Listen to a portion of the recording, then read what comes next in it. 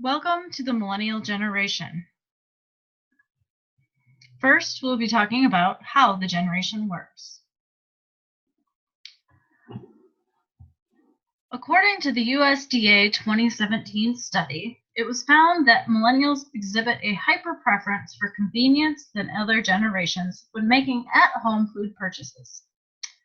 Millennials also spend less money on food at home and make fewer trips to the grocery store. Findings are slightly different for low income and those who are working during the recession.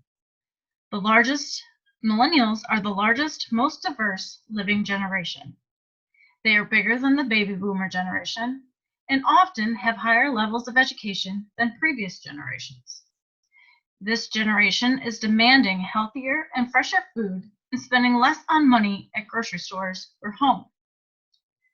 It has been found in the USDA purchase study that households with highest per capita incomes and higher total food expenditures have higher per capita food at home. Millennials use the grocery stores the least. Higher income seems to reduce the frequency of food store trips, and younger generations prefer to eat outside the home. Millennials consume food in bars or restaurants 30% more than any other generation. So, what foods are they buying? It has been found that wealthy households tend to buy more primary unprocessed ingredients, which reduces purchases of processed foods and starchy carbohydrates. It increases purchasing of fruits and vegetables, and as households become richer, they spend less on starchy grains. Wealth, however, can encourage the buying of more prepared foods as well. Lower income has been found to make more food at home, so more grocery store purchases, and spend less of their budget on vegetables. This group also devotes the smallest share of food expenditures to grains, white meat, and red meat. Millennials allocate more to prepare and buy foods such as pasta and sugars and sweets than any other generation. It was also found that 1/4 of households buy food or have a food at home budget that is spent on ready-to-eat foods. As millennials become richer, they apportion more of their food at home, they apportion more of their budget to vegetables. This also suggests that the generation has a stronger preference for fruits and vegetables compared to older generations. So, how much time are they spent eating? Millennials spend an average of 12 minutes less eating and drinking when compared to traditionalists who spend most of their time, 77 minutes per day to be exact. They also spend less time with food preparation, presentation, and cleanup, which becomes, if you do the math, and it was found that it's about 55 minutes less. 2/3 of millennials report buying some kind of form of food, of prepared food, within the prior 7 days of the study, and it also suggests a preference for time savings. Separating millennials into another category called recession millennials. Recession millennials were those who entered the job market during the Great Recession, which was from 2007 to 2009. Younger non-recession millennials entered the job market after the recession. Recession millennials purchase more food at home over all non-recession millennials, and this may be due to what they earned during this time. Food spending patterns similar in the recession and non-recession millennials suggest that the recession may have only affected the lower income and middle income recession millennials' food shopping behaviors.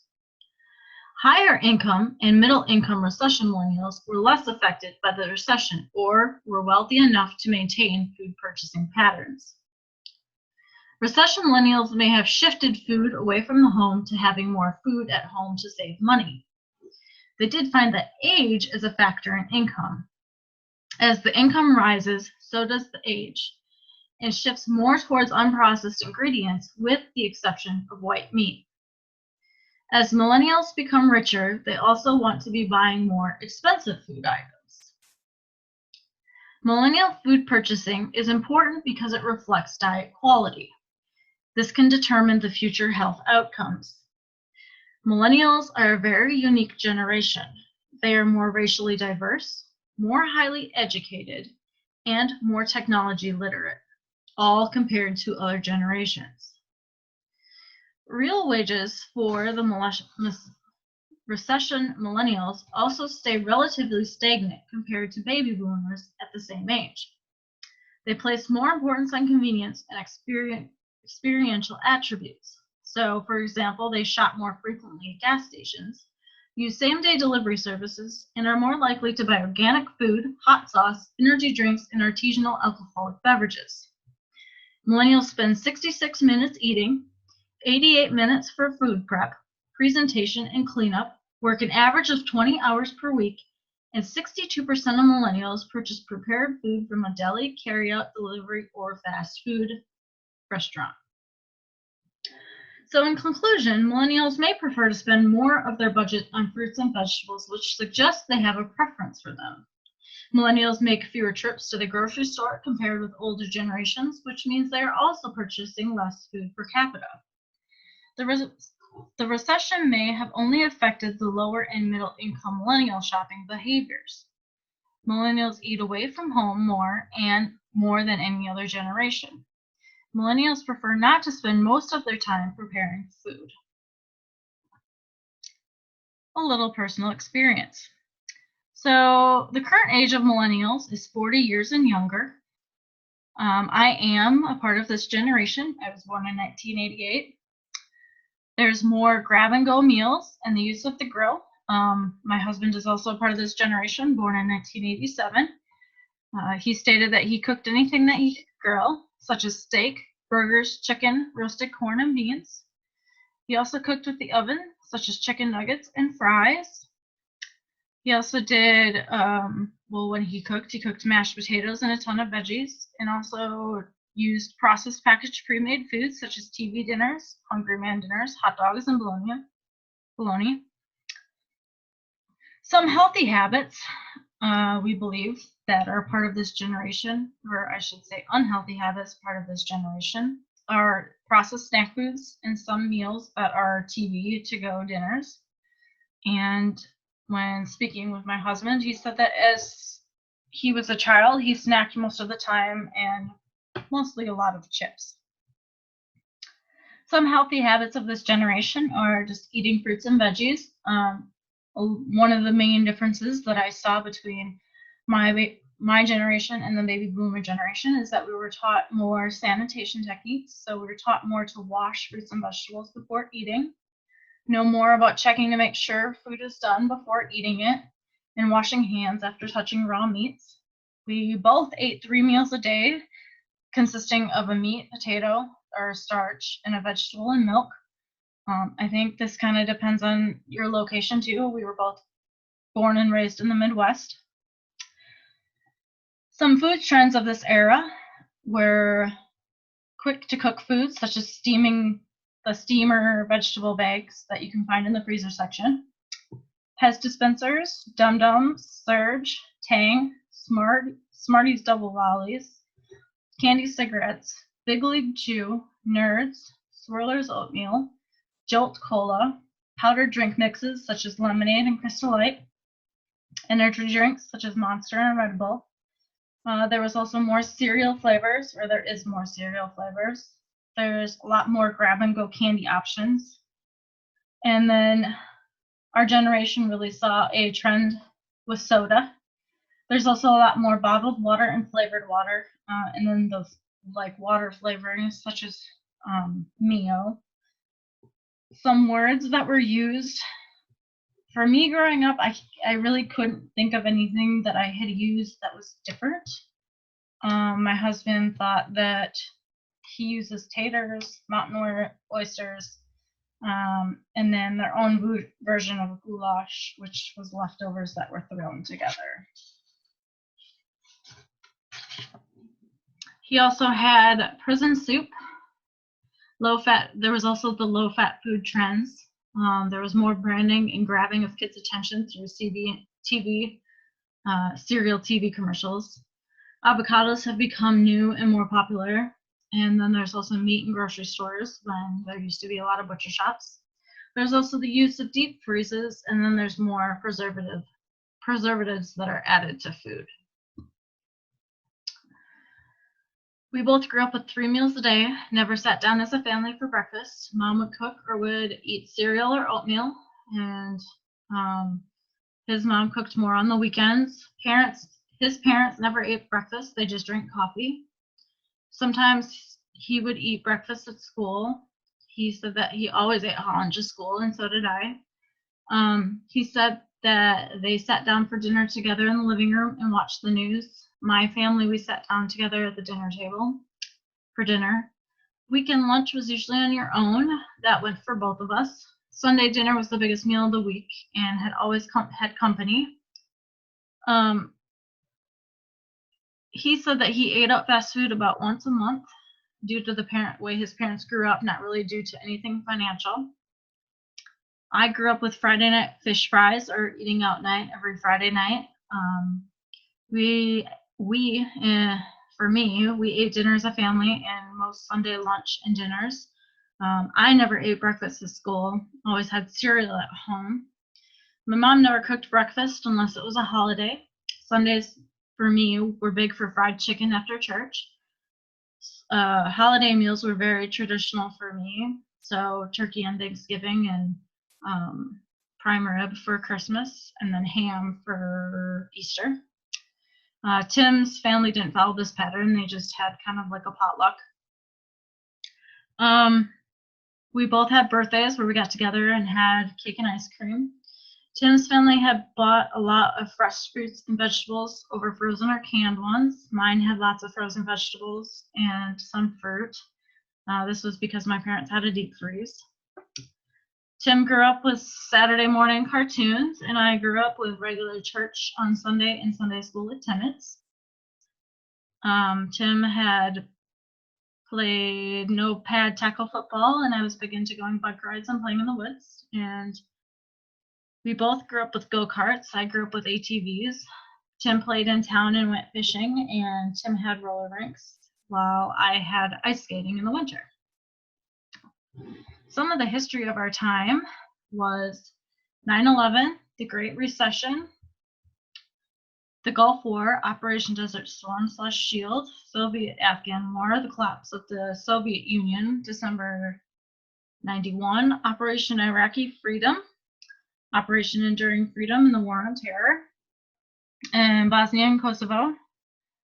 And also, we also had, some of the things that impacted food. Fast food took off and out of control in our generation. The Cold War was, part of that change there was the larger portions of food due to the nuclear fallout fear. Farming techniques and technology had advanced. We now take more for granted, and we don't have to worry about much these days. Is kind of our attitude toward things. We don't really, we don't have to worry about, or we don't think about things like the Great Depression. So this is just to take a look at what McDonald's looks like, their ads look like today.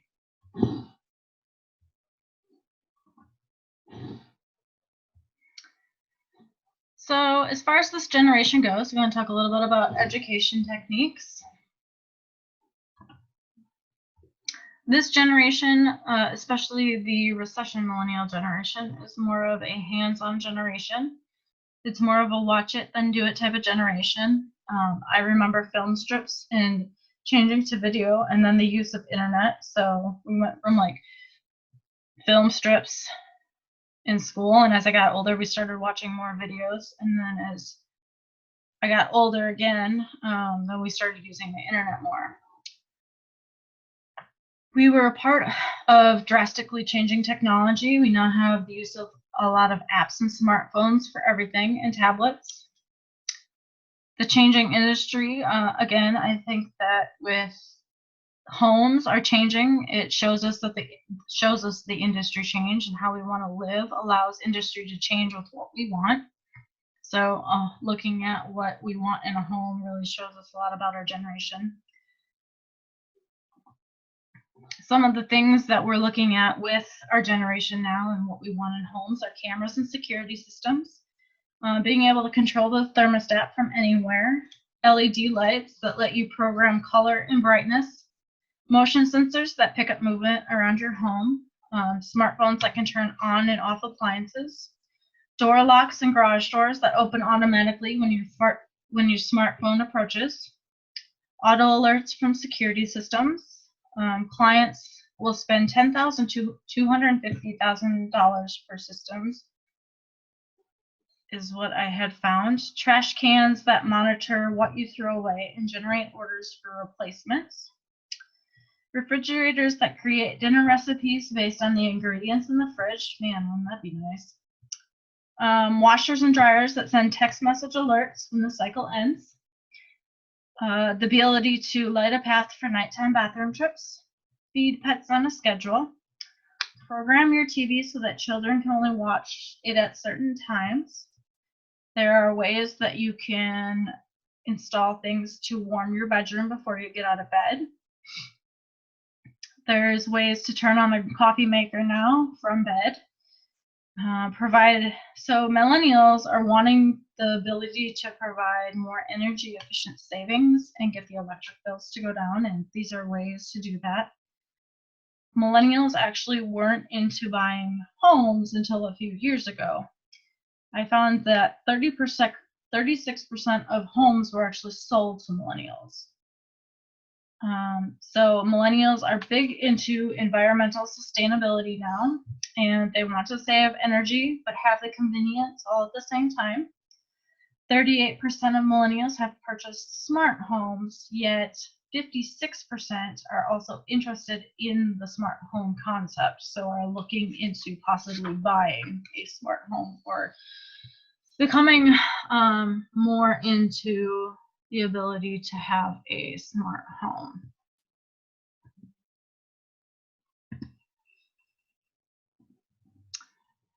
When there's those who are younger than 27 years old are not as interested yet into investing into these smart homes just because they have a lot more loans to pay.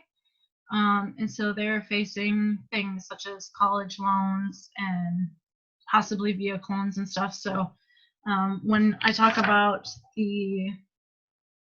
those who are like the 56% that are interested, it kind of encompasses that aspect because they don't necessarily have the ability. They're interested, but they don't have the ability to purchase. 72% of all millennials would pay $1,500 or more for a smart home, I found, which I thought was interesting. And also 42% would be willing to pay more than $3,000 extra for a smart home. Also, voice control is becoming a part of the changing technology, such as being able to tell your lights to turn on and off, or I'm not sure what other things that you have the ability to do with it, but just the ability, like using Alexa and Google to do things. They're looking to incorporate things like that in your home as well.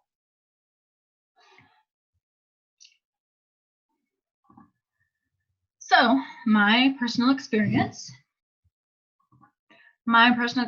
is that I grew up with both parents that were kind of, I guess, considered old school or strict.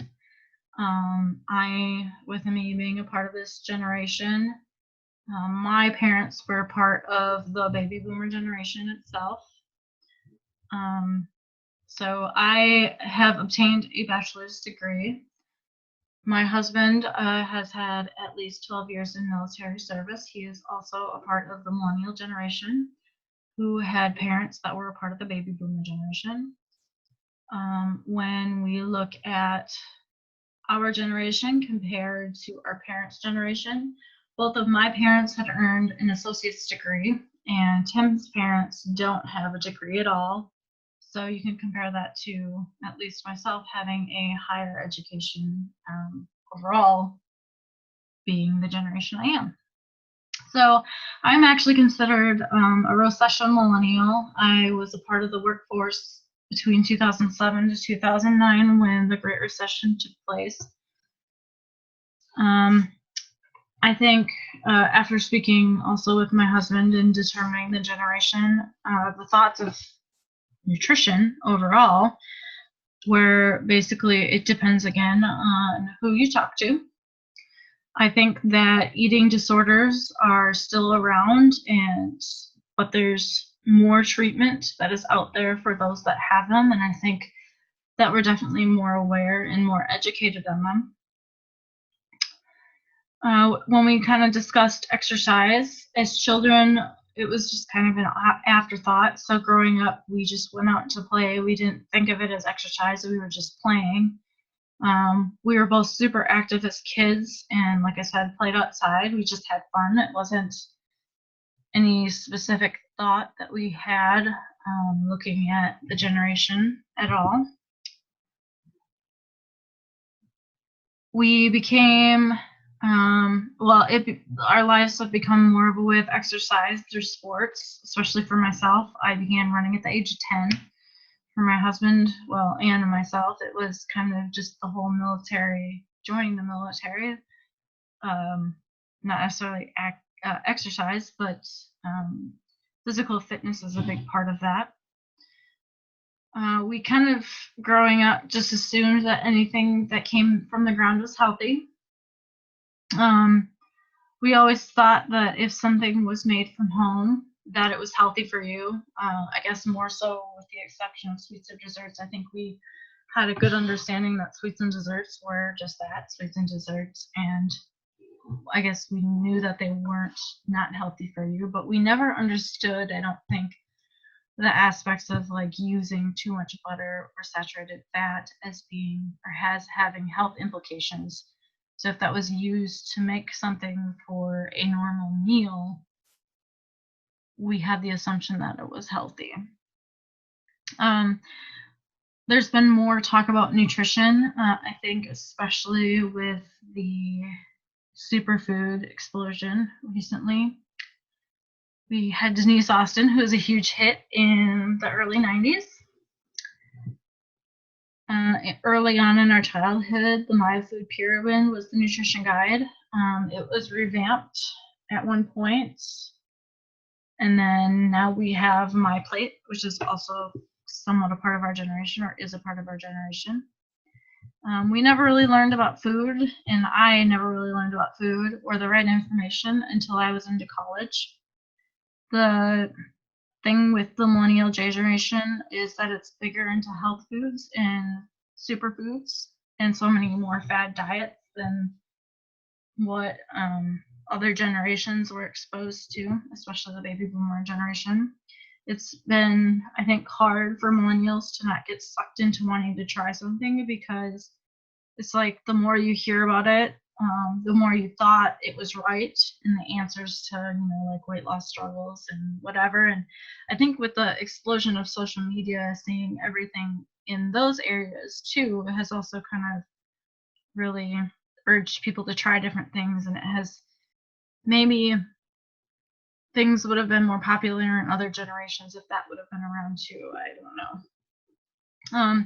I've always believed in exercise myself due to just having gone through the weight loss process in early childhood and then learning more about recommendations. But like I said, it was something that I had started when I was about 10 years old as a child, getting into running 5Ks. So it's always been a part of my life and something that I've always been interested in.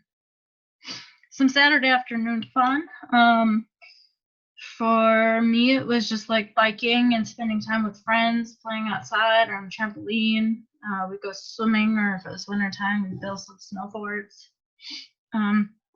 Tim and I both lived on our bikes and biked around town, or we would walk. We would walk to the library in the summer.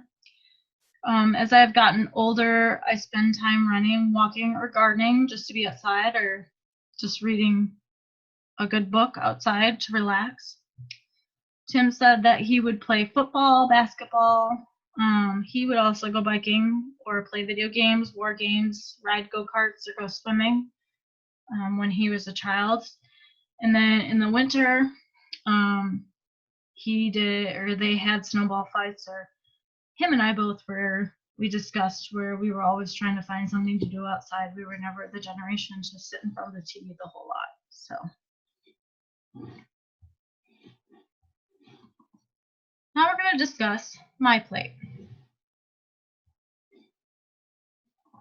So to navigate my plate, you can go to choosemyplate.gov, and then you can go to the Eat Healthy tab. And then if you go into the categories, you can actually go through each food group. So you can go through the fruits, vegetables, grains, protein, dairy, and oils group. So let me take a minute and just show you how to navigate my plate. So to get to my plate, we go to choosemyplate.gov. So I will show you here. If we go to choosemyplate.gov and then hit enter, it brings you to this website. To navigate through my plate, it kind of shows you that you can explore different food groups here right on the screen itself. You can go to the Eat Healthy tab here at the top and go down to, we're going to start with fruits. It will then navigate you to the fruit group. Kind of goes and talks a little bit about the different fruits. As you can see in the page itself, there's tables that are embedded within the different information. So here you see the daily fruit table. If you click on the plus screen or the plus sign to the right, it will actually give you the daily recommendations here. So we're looking at the 51 plus year recommendations for both men and for women. If you scroll down a little bit further, it gives you the cup of fruit table. Again, we can click on the plus sign to the right. It gives you the different foods. So if we scroll down and take a look at a peach, it shows you one serving size of a peach would be about one large peach, or depending on if you have it canned. And then it says, it also shows here to the right about what a half cup serving would be. So that would be about one small peach. If we scroll back up on the left-hand side here, you can actually navigate through each different food group. So you can navigate to vegetables, grains, protein foods, dairy, and oils. Each section is laid out the same. So here we're looking at the grains group. You can do the same. If you scroll on here, you'll see a daily grains table, and it provides the recommendations. And if you scroll down further, it kind of shows you again here what the different foods are in that group and about what their recommendations are.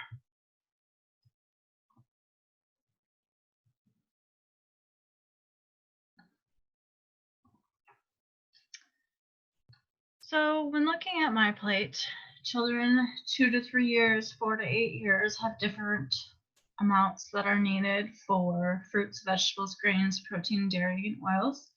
Same with girls. There's 2 age groups for girls, 9 to 13, 14 to 18. Boys have 2 categories. There's 9 to 13, 14 to 18, and same with women and men, which is 19 to 30 and 31 to 50. So this chart just shows the different requirements for each of those age groups. So as we dive into different age groups, we'll look and see what the requirements are. When looking at and navigating my plate, some tips that there are to make sure that half of your plate is fruits and vegetables.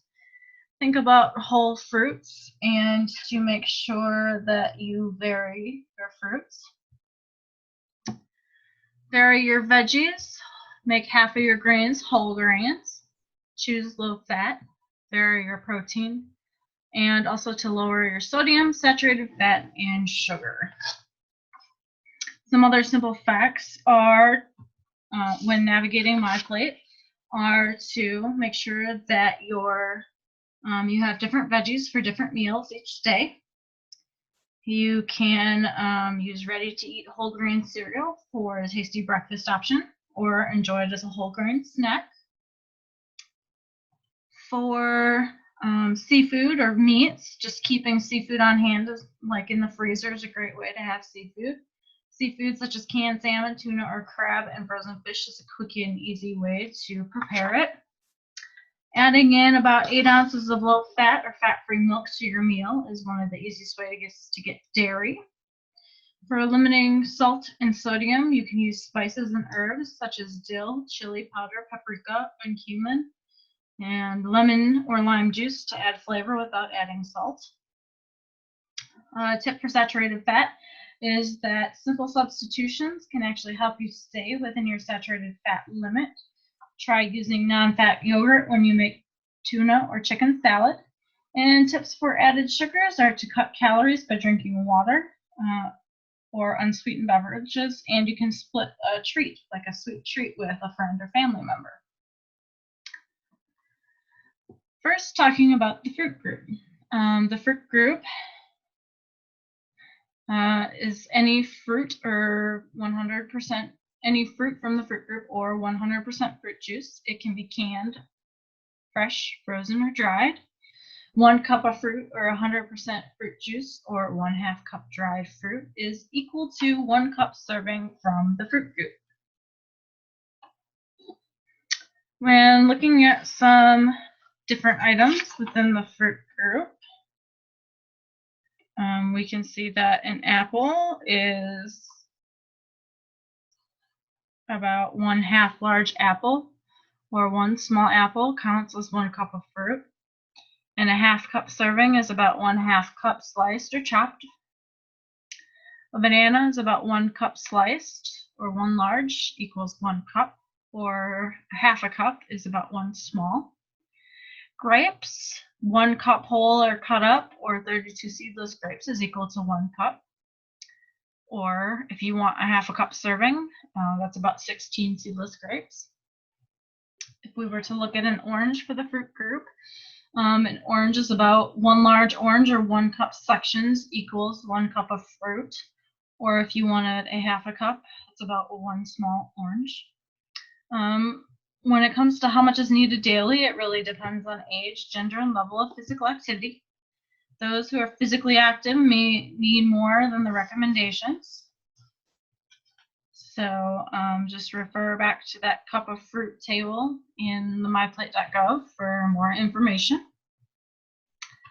As we begin to look at the vegetable group, we can see that vegetables are any vegetable or 100% vegetable juice counts as a member of the vegetable group. They may be raw or cooked, fresh or frozen, canned, dried, or dehydrated, and may be whole, cut up, or mashed. Vegetables are organized into 5 subgroups. Those subgroups are dark green vegetables, such as kale and spinach, starchy, such as peas, corn, and potatoes, red-orange, such as red peppers or yellow peppers. There's the beans and peas, and all others for the vegetable group. If someone were to ask you how much is needed daily, it really, again, depends on age, gender, and physical activity level. It usually varies between 1 to 3 cups per day is what is needed or recommended. The vegetable subgroups are amounts to eat weekly. It is not necessary to eat vegetables from each of the subgroups. So if I were to have, say, a spinach salad, it wouldn't necessarily be necessary for me to eat make sure I get starchy red, orange, beans, and peas all into that same day. You can get it throughout the week. So over the course of a week, try to consume the listed amounts from each subgroup to reach those daily recommendations. If I were to be asked what counts as a whole cup of vegetables, it's about 1 cup raw or cooked vegetables or vegetable juice is about 1 cup, or 2 cups of raw or leafy greens can be considered as a 1 cup from the vegetable group. If we look into our cup of vegetables table, 1 cup of vegetables. So if we were to have broccoli, 1 cup of chopped broccoli or florets would equal 1 cup of vegetables, or 3 spears would equal that 1 cup. If we were to have carrots, 1 cup of carrots, strips or slices, chopped or raw or cooked carrots would equal 1 cup. Or 1 cup of baby carrots, which is about 12, would equal a cup. If we were to have a half a cup serving of carrots, that would be about 1 medium carrot, or a half cup of berry carrots, which is about 6. And we also have peas and cucumbers. 1 cup of raw sliced or chopped cucumber is equal to 1 cup serving. So just to find more foods and more information, just refer back to the USDA My Plate. As we move on to grains in the grain group, grains are any food that are made with wheat, rice, oats, cornmeal, barley, or other cereal grains. These are usually bread, pasta, breakfast cereal, grits, or tortillas. They also can include popcorn, rice, and oatmeal are included into these groups. So the grain group is a little bit different. It's actually divided into 2 subgroups. Those subgroups are whole grains and refined grains. When discussing the 2 different subgroups, whole grains actually contain the entire grain kernel, which is the bran, the germ, and the endosperm. Some examples of this are whole wheat flour, cracked wheat, oatmeal, whole cornmeal, or brown rice. And then refined grains are milled and remove the bran and the germ. This gives a finer texture to improve shelf life.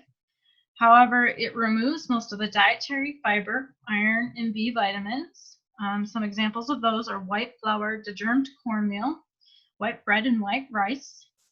Most refined grains are enriched, so that means they have the B vitamins such as thiamine, riboflavin, niacin, and folic acid, as well as iron added back into the product.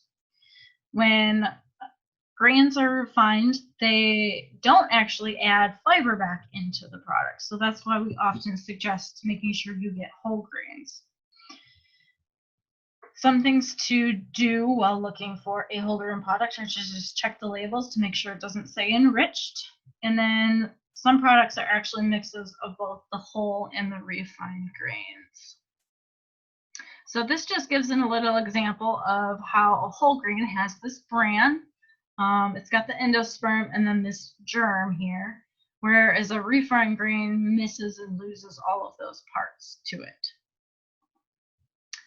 As we look at the grain equivalent table, we wonder how much is needed daily. Again, it depends. At least half of the grains you should eat should come from whole grains. What counts as a 1 ounce equivalent? Well, generally it's about 1 slice of bread, 1 cup of ready-to-eat cereal, a half a cup of cooked rice, cooked pasta, or cooked cereal, which are all about equal to 1 ounce from the grain group. So here, if we look at the 1 ounce equivalent, we see breads. So 1 regular slice of bread, 1 small slice of French bread, or 4 snack-sized slices of rye bread equal that 1 ounce equivalent. If we want crackers, 5 whole wheat crackers, 2 rye crisp breads, or 7 square or round crackers are equal to 1 ounce. If we were to have oatmeal, 1/2 a cup cooked oatmeal, 1 packet of instant oatmeal, or 1 ounce of dry oatmeal is equal to a 1 ounce equivalent. And if we were to have rice, about 1/2 cup cook or 1 ounce dry is equal to that 1 ounce equivalent.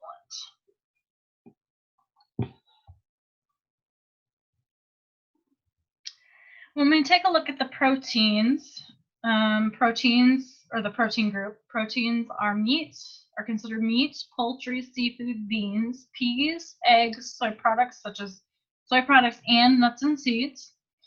We want them to be lean or low-fat meat and poultry. It is recommended that at least 8 ounces of seafood per week can improve health.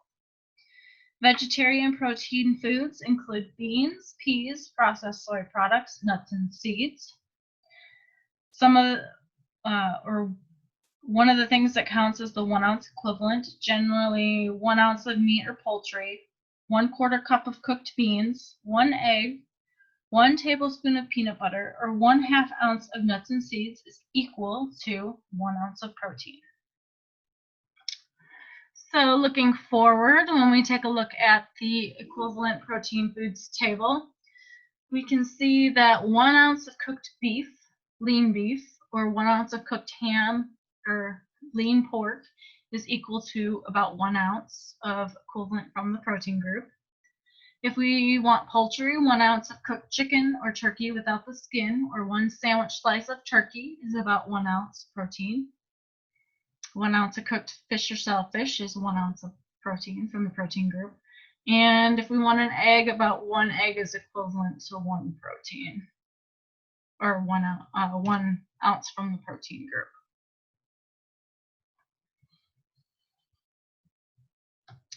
Now, as we kind of move on to the dairy group here, we can see that dairy includes all fluid milk products and many foods that are made from milk, yogurt, such things such as yogurt, cheese, calcium, fortified soy milk are all a part of the dairy group. Some things that are not a part of the dairy group are cream cheese, cream, butter, or little. It's due because they're not a part of the dairy group because they're little to no calcium. So some of the things that count as the 1 cup equivalent in the protein group: 1 cup of milk, yogurt or soy milk, 1.5 ounces of natural cheese, and 2 ounces of processed cheese is equal to 1 cup of dairy milk. As we take a look at the cup of dairy table, we can see that milk, so things that count as 1 cup of milk are 1 cup of milk, 1/2 pint container of milk, or 1/2 cup evaporated milk is equal to 1 cup of dairy. If we were to have yogurt, 1 regular container, or 8 ounces of yogurt, or 1 cup of yogurt is equal to a cup of dairy.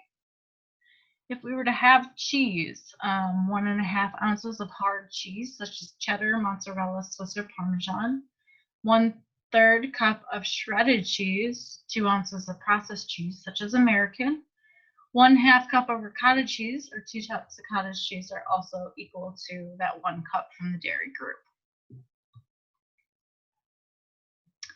Oils. Oils are actually fats that are liquid at room temperature. They are not considered a food group. Foods that are mainly oil are mayonnaise, certain salad dressings, soft tub or squeeze margarine with no trans fats. Oils from plant sources do not contain cholesterol. Coconut, palm, and palm kernel oil are high in saturated fat. Common fats are butter, milk fat, beef fat such as tallow and suet, chicken fat, pork fat, lard, stick margarine, shortening, and partially hydrogenated oil all fit into this oil group. So when we take a look at the oil table, things such as vegetable oils, such as like canola, corn, cottonseed, 1 tablespoon is approximately 120 calories, and this just kind of lists out the calories for each. If we were to have mayonnaise, it's about 100 calories in 1 tablespoon. Things such as avocado and peanut butter, they all vary. Avocado is about 130 for a half medium avocado. 2 tablespoons for peanut butter is about 140. There's actually asterisks next to avocado, peanut butter, almonds, and sunflower seeds. These actually can be included or they're asterisked because they're in the oil table as a fat, but they're also considered and be put into the protein group. I also wanted to discuss a little bit the different recommendations for the different age groups. So as we go back, children who are 2 to 3 years require 1 cup of fruit, 1 cup of vegetables, 3 ounces of grains, 2 ounces of protein, 2 cups of dairy, and 3 teaspoons of oil. The recommendations for children from 4 to 8 years old are 1 to 1.5 cups of fruit, 1.5 cups of vegetables, 5 ounces of grains, 4 ounces of protein, 2.5 cups of dairy, and 4 teaspoons of oil. Recommendation for girls ages 9 to 13 are 1.5 cups of fruit, 2 cups of vegetables, 5 ounces of grains, 5 ounces of protein, 3 cups of dairy, and 5 teaspoons of oil. Girls ages 14 to 18 years old, the recommendation for fruit is 2 cups. Vegetables is 2.5 cups. Grains is 6 ounces. Protein is 5 ounces. Dairy is 3 cups. And oils is 5 teaspoons. When we look at boys, the age group 9 to 13, the recommendation is 1.5 cups of fruit, 2.5 cups of vegetables, 6 ounces of grains, 5 ounces of protein, 3 cups of dairy, and 5 teaspoons of oil. When we look at boys who are 14 to 18 years old, the recommendation in fruit is 2 cups, vegetables is 3 cups, grains is 8 ounces, protein is 6.5 ounces, dairy is 3 cups, and oils is 6 teaspoons. When we look at the different age groups of women and men, women require, or it's recommended that women get 2 cups of fruit, 2.5 cups of vegetables, 6 ounces of grains, 5.5 ounces of protein, 3 cups of dairy, and 6 teaspoons of oil. Women 31 to 50 years old, the recommendation is 1.5 cups of fruit, 2.5 cups of vegetables, 6 ounces of grains, 5 ounces of protein, 3 cups of dairy, and 5 teaspoons of oil. Looking at men 19 to 30 years old, recommendation is 2 cups of fruit, 3 cups of vegetables, 8 ounces of grains, 6.5 ounces of protein, 3 cups of dairy, and 7 teaspoons of oils. And finally, men ages 31 to 50 years old, the recommendation is 2 cups of fruit, 3 cups of vegetables, 7 ounces of grains, 6 ounces of protein, 3 cups of dairy, and 6 teaspoons of oil.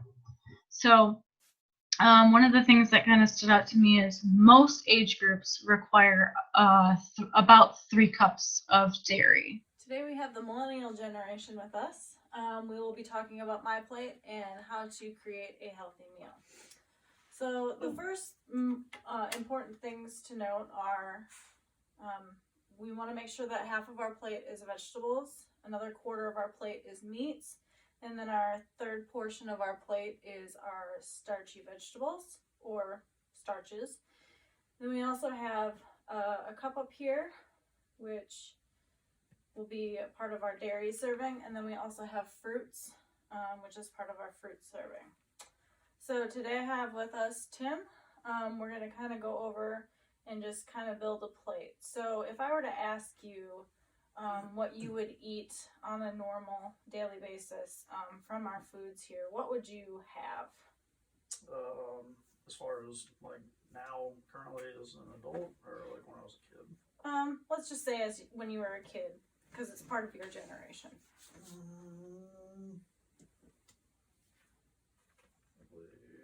Mac and cheese. Okay.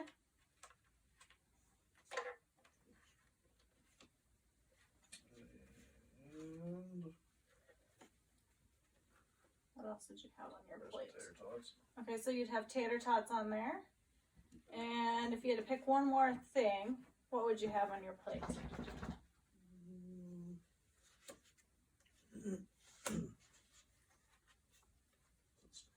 steak yet. Maybe steak. Okay.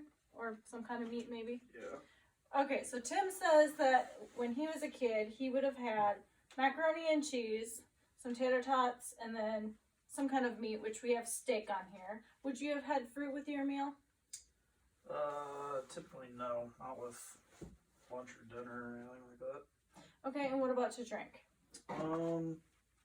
It would have been more of like iced tea or, and every once in a while milk was more of like a breakfast thing. Okay, so milk was maybe for your cereal instead. Yeah. Okay, so if you'll help me take the foods off.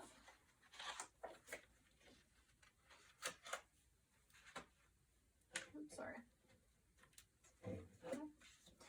So to build a healthy plate, we want to make sure that half of our plate is vegetables. So if you had to pick a vegetable, what would you normally eat? Maybe today. Definitely the cake. As far as veggies, do love me some green beans. Okay, so Tim would put green beans on his plate.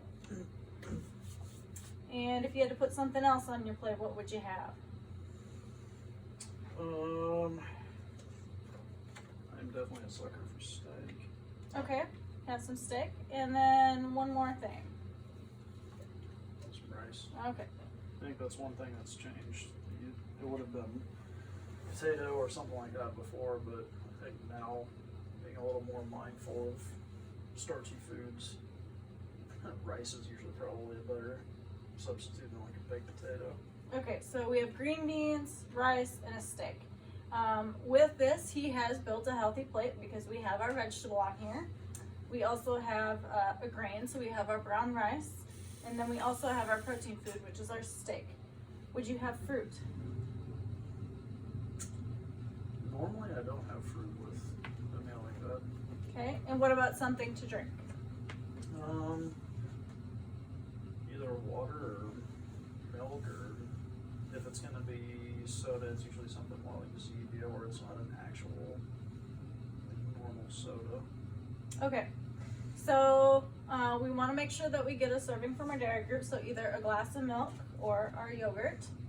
And then if the one thing that he would be missing from his plate would be his fruit group, so he could add in some grapes, an apple, an orange, or something like that. So that has put together our healthy plate. Does that make sense for you? Yeah, that makes sense. Okay, so if you were to choose foods or to maybe inform your generation more of what to have, this would be a great way to do it. All right. Definitely agree. Talk a little bit about exercise and lifestyle. Some of the key activity guidelines for children, just talking about exercise in general, and actually it's not just for children, but it's for everyone, is to move more and sit less. Some movement is better than none, and you gain benefits by doing moderate to vigorous activity.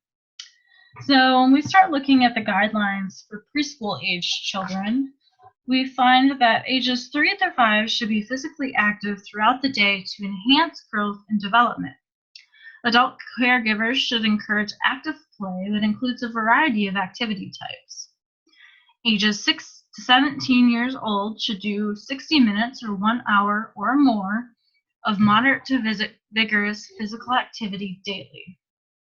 Now, when we look at the guidelines for children, there's actually different types of activity. So there's aerobic activity, which is most of the 60 minutes or more per day should include either moderate or vigorous intensity aerobic activity 3 times per week. So this is things such as running, hopping, skipping, jump rope, swimming, dancing, or biking.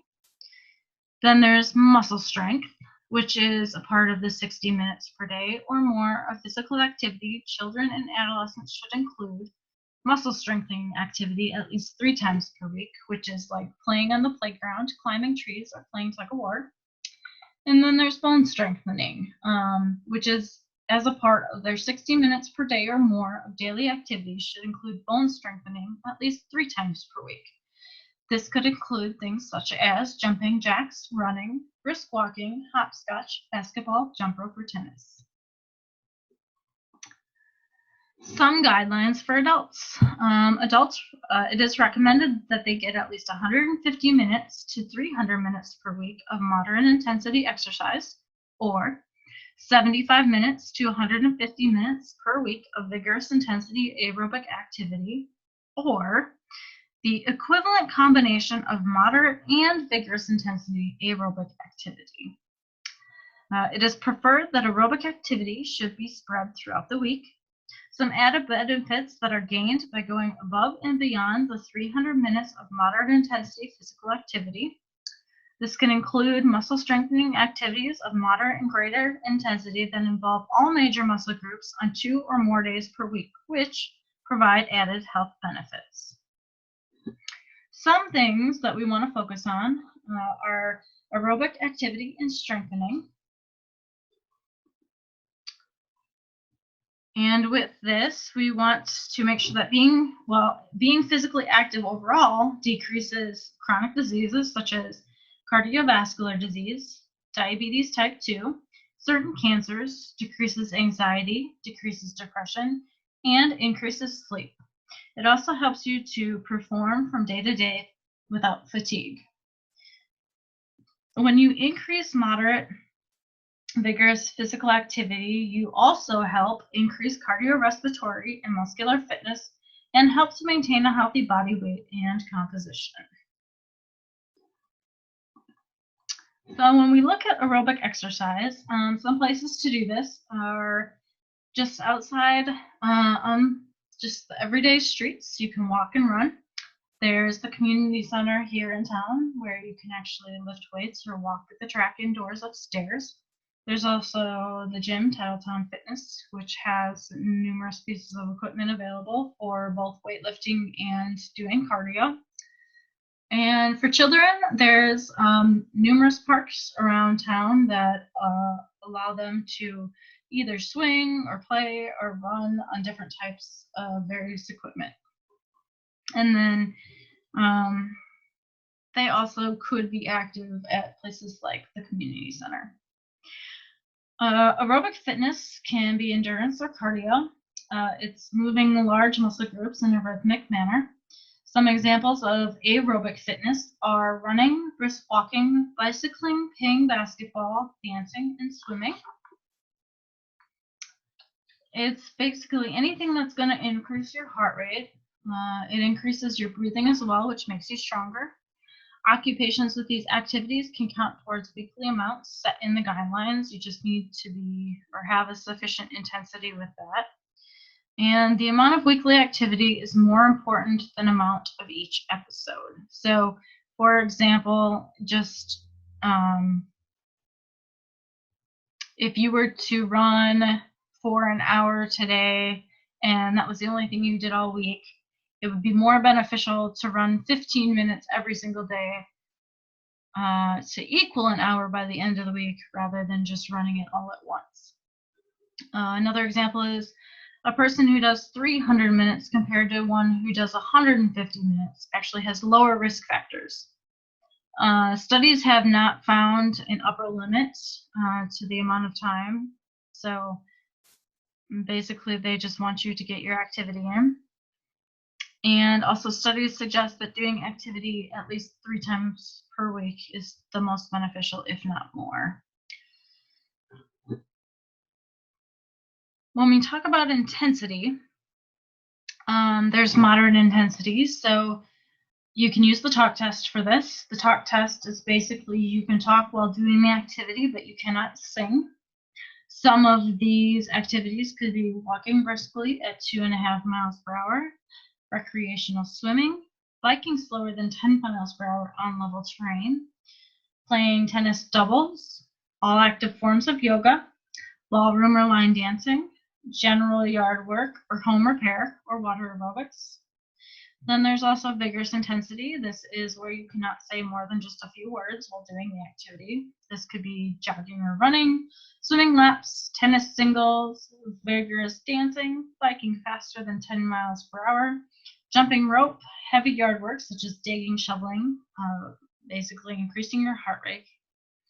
And it could be hiking uphill or with a heavy backpack, doing high intensity interval training, or vigorous step aerobics. The key is just to gradually build up doing more.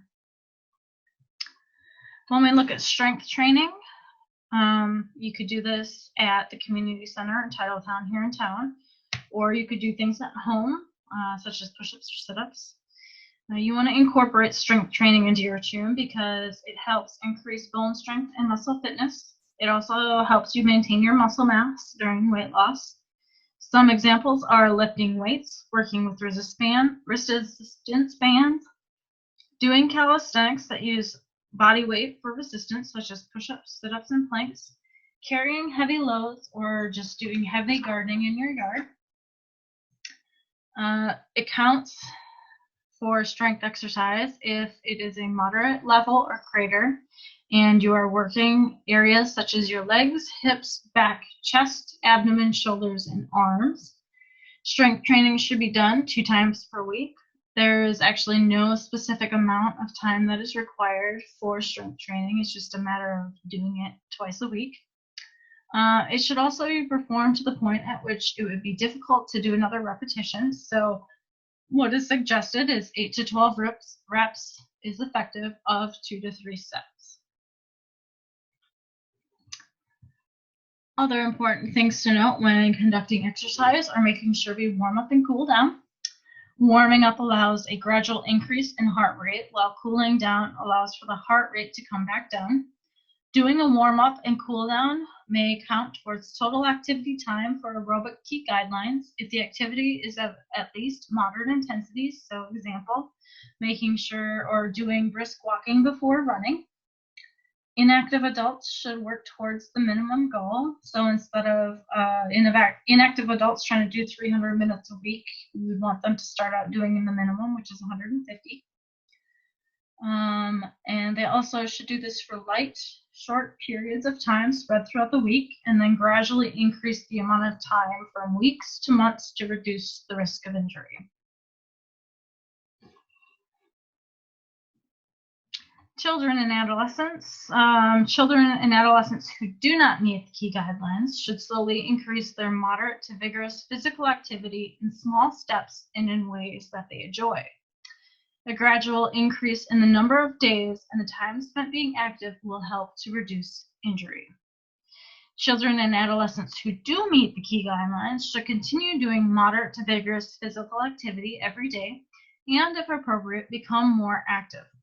Evidence suggests that even more than 60 minutes of activity daily may provide additional benefits for school-aged youth.